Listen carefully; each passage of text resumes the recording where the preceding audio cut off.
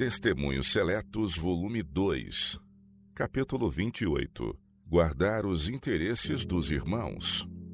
Por seus votos batismais, todo membro da igreja se comprometeu solenemente a guardar os interesses dos irmãos.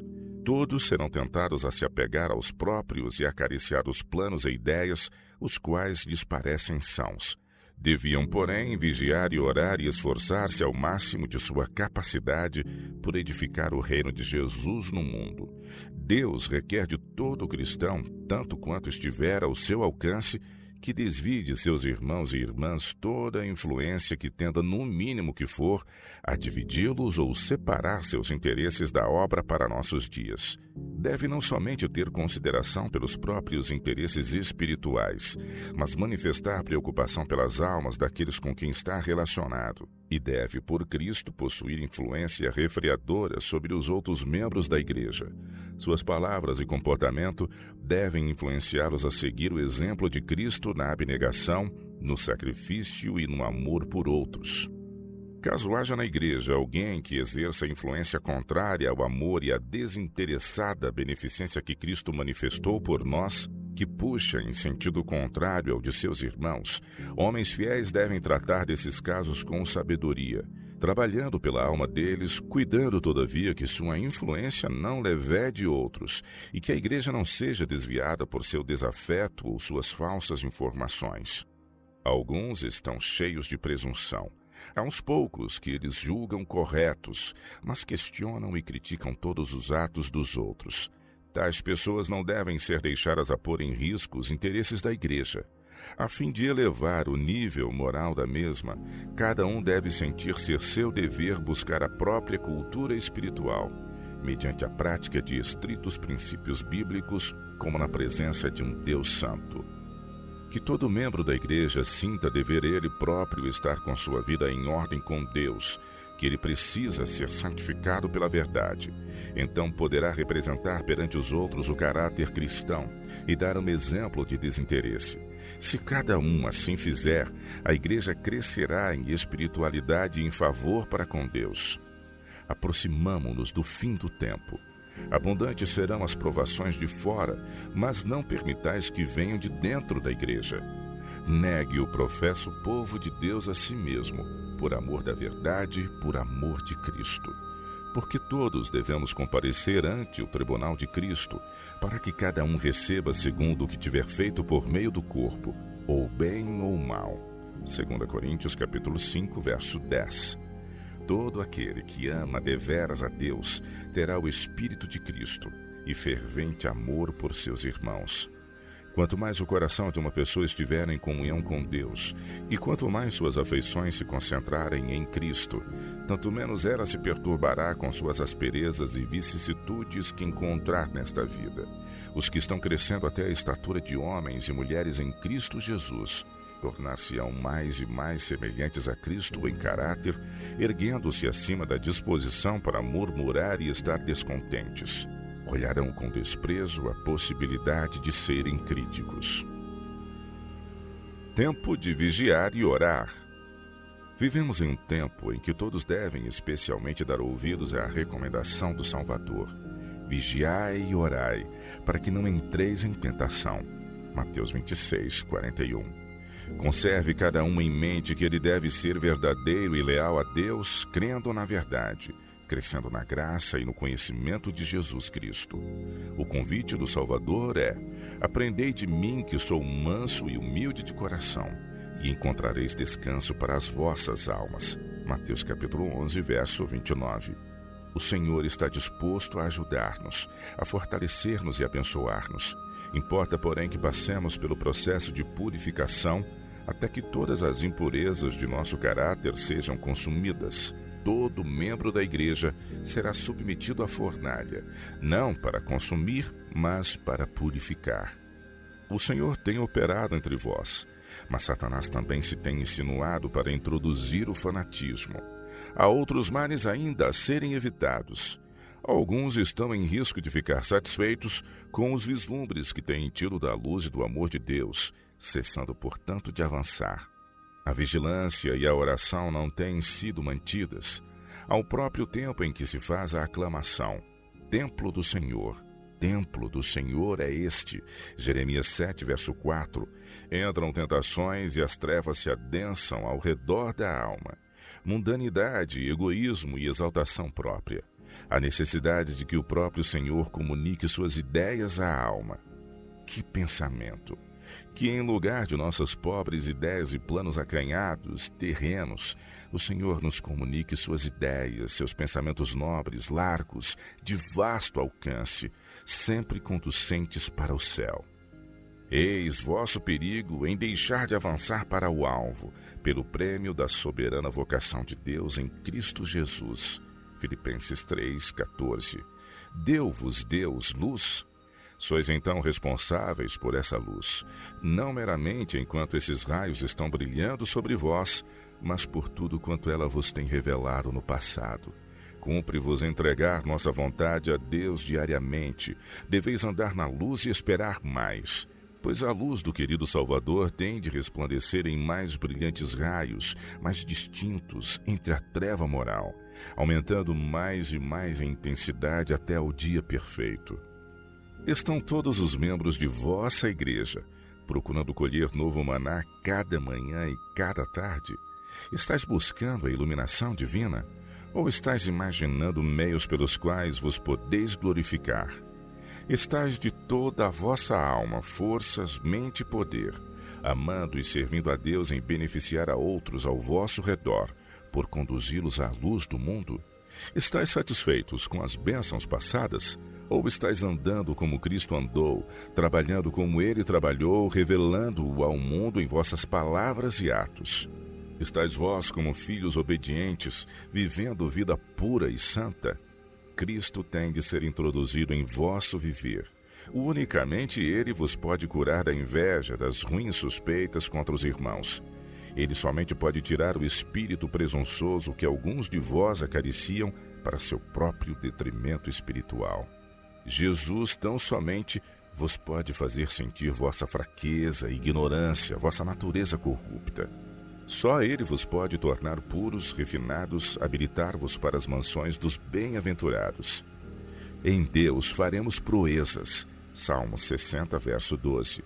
Quanto bem podeis fazer, sendo leais a Deus e a vossos irmãos, reprimindo todo pensamento destituído de bondade, todo sentimento de inveja ou presunção. Encha-se vossa vida do ministério da bondade para com os outros. Não sabeis quão cedo podereis ser chamados a depor vossa armadura. A morte pode colher-vos de repente, sem vos dar tempo de preparar-vos para a última mudança. Nenhuma força física ou poder mental para fixar em Deus os pensamentos e fazer paz com Ele. Alguns saberão em breve por experiência quão vão é o auxílio do homem, quão inútil é a justiça presunçosa com que se tem satisfeito. Nosso dia de privilégio. Sinto-me solicitada pelo Espírito do Senhor a dizer-vos que agora é vosso dia de privilégio, de confiança, de bênção. Aproveitá-lo-eis? Estais trabalhando para a glória de Deus ou por interesses egoístas? Estais mantendo diante dos olhos de vosso espírito lisonjeiras expectativas de êxito mundano, pelo qual podereis obter a satisfação do próprio eu e o ganho financeiro? Se assim é, sereis amargamente decepcionados. Se, porém, buscais viver vida pura e santa, aprender diariamente na escola de Cristo as lições que Ele vos convidou a aprender, a ser mansos e humildes de coração, tendes então a paz que circunstância alguma terrena pode mudar. A vida em Cristo é uma vida de descanso. Desassossego, descontentamento, mal-estar revelam a ausência do Salvador. Se Jesus for introduzido na vida, essa vida encher-se-á de obras boas e nobres para o Mestre. Esquecer-vos-eis de cuidar em servir ao próprio eu, e vivereis cada vez mais perto do querido Salvador. Vosso caráter tornar-se-á semelhante ao de Cristo, e todos quantos vos rodeiam conhecerão que estivestes com Jesus e dele aprendestes. Cada um possui em si mesmo a fonte da própria felicidade ou infortúnio. Se ele quiser, Poderá erguer-se acima das impressões baixas, sentimentais, que constituem a vida de muitos. Mas enquanto ele for cheio de si mesmo, o Senhor nada poderá fazer em seu benefício. Satanás apresentará ambiciosos projetos para estontear os sentidos, mas cumpre-nos conservar sempre diante de nós o alvo pelo prêmio da soberana vocação de Deus em Cristo Jesus. Filipenses capítulo 3, verso 14. Amontoai nesta vida todas as boas obras que puderdes. Os entendidos, pois, resplandecerão como o resplendor do firmamento. E os que a muitos ensinam a justiça, refulgirão como as estrelas sempre e eternamente. Daniel 12, verso 3. Caso nossa vida seja cheia de santa fragrância, se honrarmos a Deus tendo bons pensamentos para com os outros e bons atos para beneficiá-los, não importa se vivemos em uma modesta casinha ou num palácio, pouco tem que ver as circunstâncias com as experiências da alma. É o espírito nutrido que dá colorido a todas as nossas ações.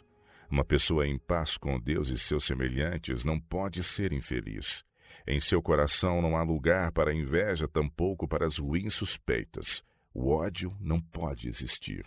O coração em harmonia com Deus eleva-se acima dos aborrecimentos e provas desta vida. Mas um coração em que não há a paz de Cristo é descontente, infeliz. A pessoa vê defeitos em tudo e ocasionaria desarmonia na mais celestial das músicas. Uma vida de egoísmo é uma vida cheia do mal. Aqueles cujo coração se acha cheio do amor de si mesmos armazenarão maus pensamentos para com seus irmãos e falarão contra os instrumentos de Deus. As paixões mantidas ardentes, violentas, pelas sugestões de Satanás, são fonte amarga jorrando sempre amargosas correntes para envenenar a vida de outros. Que todo aquele que professa seguir a Cristo estime-se em menos e aos outros em mais. Avançai juntos. Na união há força e vitória, na discórdia e divisão, fraqueza e derrota. Estas palavras me foram dirigidas do céu. Como embaixadora de Deus eu vô-la digo. Busquem todos, um por um, atender à oração de Cristo, para que todos sejam um como tu, ó Pai, o és em mim e eu em ti. João capítulo 17, verso 21. Oh, que união essa! E Cristo diz: nisto todos conhecerão que sois meus discípulos, se vos amardes uns aos outros. João 13, 35. Quando a morte reclama um de nosso número, que lembranças nos ficam do tratamento recebido por ele? São os quadros pendurados nas paredes da memória, aprazíveis para neles nos determos? São eles recordações de bondosas palavras proferidas ou de simpatia dispensada ao devido tempo? Repeliram acaso seus irmãos as ruins suspeitas de indiscretos intrigantes? Defenderam-lhe a causa? Foram eles fiéis à inspirada recomendação? Consoleis os de pouco ânimo, sustenteis os fracos. 1 Tessalonicenses 5,14. Eis que ensinaste a muitos e esforçaste as mãos fracas. Jó capítulo 4, verso 3. Confortai as mãos fracas e fortalecei os joelhos trementes. Dizei aos turbados de coração: esforçai-vos, não temais. Isaías 35, versos 3 e 4.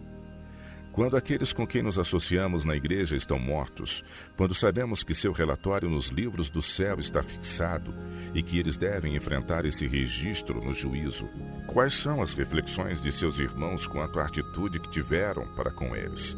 Qual foi sua influência sobre eles? Quão claramente é invocar agora toda palavra áspera, toda ação desavisada? Quão diferentemente se conduziriam caso tivessem outra oportunidade? O apóstolo Paulo deu graças a Deus pelo conforto a ele dado na dor, dizendo: bendito seja o Deus e Pai de toda a consolação que nos consola em toda a nossa tribulação, para que também possamos consolar os que estiverem em alguma tribulação, com a consolação com que nós mesmos somos consolados de Deus. 2 Coríntios capítulo 1, versos 13 e 4. À medida que Paulo sentia o conforto e calor do amor de Deus penetrando em sua alma, refletia a bênção sobre os outros. Disponhamos de tal maneira nossa conduta, que os quadros pendurados nas paredes de nossa memória não sejam de tal sorte que não suportemos refletir sobre eles. Depois que aqueles com quem convivemos estiverem mortos, jamais haverá oportunidade de retirar qualquer palavra a eles dirigida, ou de apagar da lembrança qualquer dolorosa impressão. Atentemos, pois, para os nossos caminhos, para que não ofendamos a Deus com nossos lábios. Seja afastada toda frieza e desinteligência. Abrande-se o coração em ternura diante de Deus, ao lhe recordarmos o misericordioso trato para conosco. Permite que o Espírito de Deus, qual chama santa, consuma todo o lixo empilhado à porta do coração e deixai Jesus entrar. Então seu amor fluirá para os outros por nosso intermédio em ternas palavras e pensamentos e ações. Então, se a morte nos separar de nossos amigos, para não mais nos encontrarmos até que nos achemos perante o tribunal de Deus, não nos envergonharemos ao ver aparecer o registro de nossas palavras. Quando a morte cerra os olhos e as mãos se dobram sobre o peito silencioso, quão pronto mudam os sentimentos de desinteligência. Não há má vontade nem amargura, as desatenções e as injustiças são perdoadas, esquecidas. Quantas palavras de amor são ditas acerca do morto. Quantas boas coisas em sua vida são evocadas. Louvores e boas apreciações são agora francamente expressas. Caem, porém, em ouvidos que nada ouvem, coração que já não sente.